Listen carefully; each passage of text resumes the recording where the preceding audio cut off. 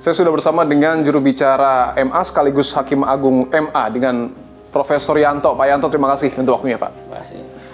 Pak Yanto, kita tahu bahwa 4 hakim, Pak, yang kemudian dijadikan tersangka oleh Kejaksaan Agung terkait dengan ekspor CPO atau minyak sawit mentah, Pak, ini begitu menyita perhatian publik, Pak. Dan banyak kemudian yang berpikir bahwa ini mendegradasi kepercayaan publik terhadap hakim. Bagaimana kemudian MA menyikapi hal ini? Sedikit banyak peristiwa ini tentunya akan mempengaruhi kepercayaan masyarakat ya tentang pandangan masyarakat tentang peradilan dan Mahkamah Agung khususnya ya. Namun begitu Mahkamah Agung memastikan ya telah mengambil langkah-langkah yang cepat, celah-celah yang memungkinkan terjadinya judicial corruption yang melibatkan hakim harus segera ditutup. Seperti pola promosi, pola mutasi, dan juga Mahkamah Agung akan menerapkan semap majelis, ya, sistem robotik. Gitu. Jadi nanti penunjukan majelis itu akan dilakukan secara mesin, ya. Kalau Mahkamah Agung kan sudah, Mas. Kalau dulu kan berbulan-bulan ya, sekarang 90 hari harus sudah diputus itu. Kedepannya nanti akan ke bawah.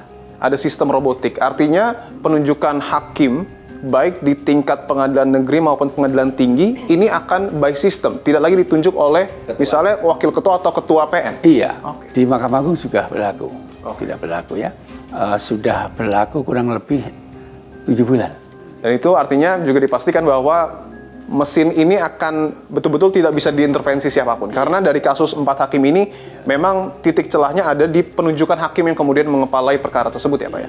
Oke, ada juga soal evaluasi, promosi, dan mutasi, Pak. Bagaimana kemudian nanti mekanisme ke depan? Ya, promosi dan mutasi itu nanti harus ada, kemarin hasil rapin, harus ada penjamin individu. Penjamin individu? Ya, perorangan menjamin kualitas yang akan diusulkan. Kemudian juga harus ada rekomendasi dari Bawas. Ya, seperti itu. Sebelumnya itu tidak ada, Pak? Kalau penjaminan individu belum ada. Terkait dengan Satgasus, Pak, mungkin Satgasus yang kemudian sudah dibentuk ya Pak ya oleh MA, ke depan ini akan berjalan seperti apa? Karena kalau kita lihat ternyata cukup banyak rentetan kasus hakim yang menerima suap. Apakah ini bisa menjamin bahwa Satgasus ini betul-betul akan meminimalisir, Pak, praktik-praktik tersebut? Jadi tentang Satgasus ini sebenarnya sudah berjalan lama ya dan dilaksanakan di lingkungan Mahkamah Agung. Karena dipandang berhasil, maka tugas Satgasus ini diperluas ke lingkup pengadilan di wilayah. Kemudian Satgasus ini merupakan bagian dari Bawas sebetulnya, yang memiliki penugasan khusus untuk memastikan proses bisnis di Mahkamah Agung dan pengadilan di bawahnya yang selama ini telah berjalan sebagaimana mestinya, transparan dan akuntabel. Selain itu, Satgasus juga merupakan tol untuk mencegah terhadap potensi penyimpangan yang terjadi selama ini. Ya.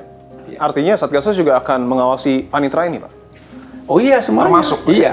Saya pastikan Mahkamah Agung akan tetap mewujudkan visi dan misinya yang digariskan oleh pimpinan Mahkamah Agung gitu, sebagai lembaga peradilan yang agung dengan memastikan zero corruption di seluruh pengadilan di Indonesia.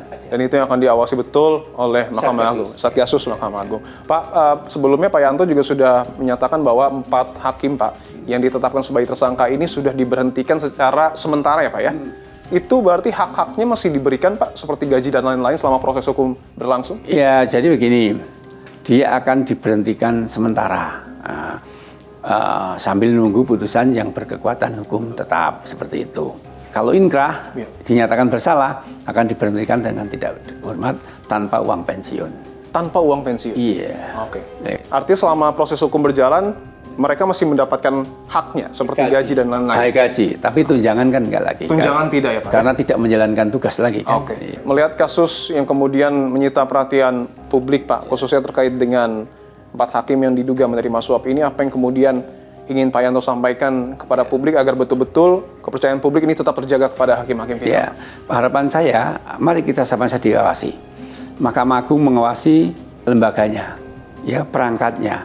Jadi kita mengawasi hakim-hakimnya, ya, panitera dan pegawainya. Nah, tentunya juga masyarakat juga mengawasi, pencari keadilan juga harus tertib. Ya, tertib artinya jangan berusaha untuk menghalalkan segala cara agar perkara menang. Nah, ya kan kalau suap itu kan kedua belah pihak.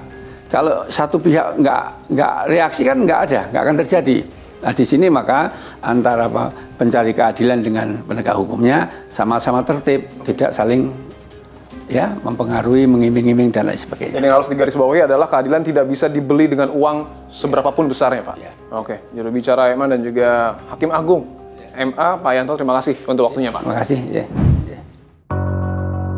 Dan tertarik semua itu yang datang itu. Ini solusi ya bagi saya. Bagaimana? Saya sudah bersama dengan Hakim Agung MA periode 2011-2018, Profesor Gayus Lumbun.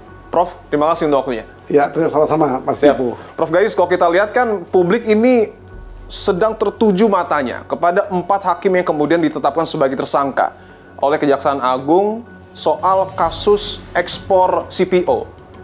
Tapi di sisi lain, lambat laun kita pun tidak kaget dengan penetapan tersangka hakim karena belakangan marak sekali, Prof Gayus. Apakah sistem peradilan kita sudah sekronis itu untuk kemudian melihat fakta yang terjadi di lapangan? Sistem peradilan sudah diatur dengan baik yang tidak mungkin akan terjadi seperti ini. Ini ada sistem lain, malah lebih sistemik sifatnya, terorganisasikan. Terorganisir. Iya, terorganisir tepatnya. Karena apa? Karena terjadi semua tempat. Kadang-kadang berpindah-pindah. Petugas yang ada di mana bisa konfirmasi dan kena juga masalah di tempat yang lain, peradilan yang lain. Artinya terjadi suatu keadaan yang sifatnya kalau di teori ekonomi itu ada tuh. Artinya itu sudah membentuk suatu pasar. Ada nilai-nilainya. Ini yang saya ikuti dan angkanya pun sekarang sudah sangat besar. Walaupun dia tidak sadar. Kerugian negara itu triliun atas perkara ini.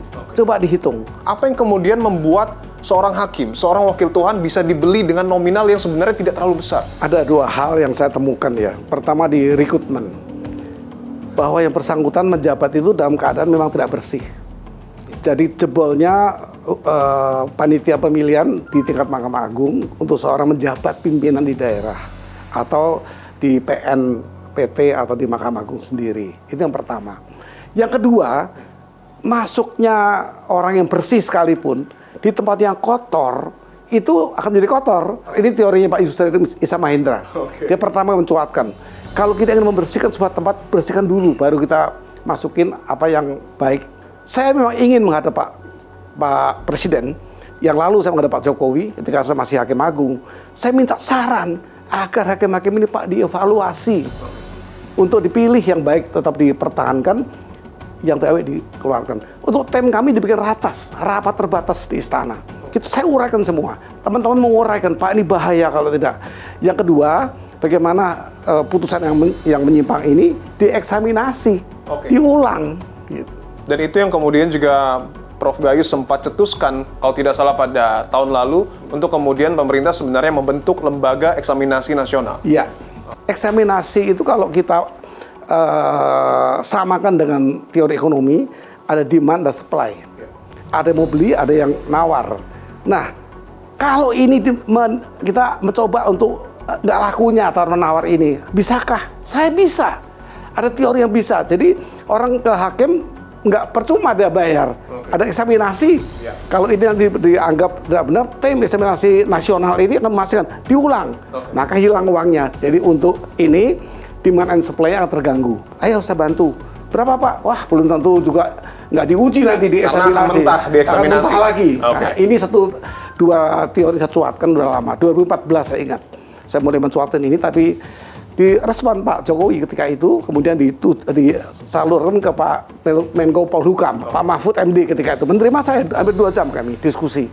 Lalu keputusannya beliau mencari 10 orang ahli hukum Indonesia yang paling dipandang cukup mampu untuk memberikan gambaran ini, tapi belum sampai waktunya beliau sudah tidak menjabat. Saya mencoba kepada presiden baru. Dan itu yang kemudian diharapkan dilanjutkan oleh Menko Polhukam yang baru, termasuk juga oleh atensi dari Presiden Prabowo Subianto. Iya, saya akan mendukung dengan data-data atau dengan pemikiran-pemikiran karena saya di dalam. Saya di Mahkamah Agung, ya tidak lama, 7 tahunan. Saya ingin mendalami soal apa yang tadi kita sudah bahas, pasar di dalam sistem peradilan kita. Terlebih lagi pada saat kita membahas soal 4 hakim yang kemudian ditetapkan sebagai tersangka, memang semua mata tertuju pada hakim dan pada orang yang memberi suap. Tapi di tengah-tengahnya, Prof. Gayus, ada peran panitera yang tidak bisa dianggap remeh karena menjadi jembatan antara yang memberi suap dan yang diberikan suap. Apakah ini hal yang sebenarnya sudah lumrah terjadi berdasarkan pengalaman Prof. Gayus? Nah, kalau panitera jelas petugasnya mengatur administrasi pengadilan, proses pengadilan. Dialah orang bidang administrasi yang mencatat, yang tahu isinya, yang tahu yang diminta dicatat. Seringkali pihak-pihak jaksa maupun advokat tolong dicatat panitera.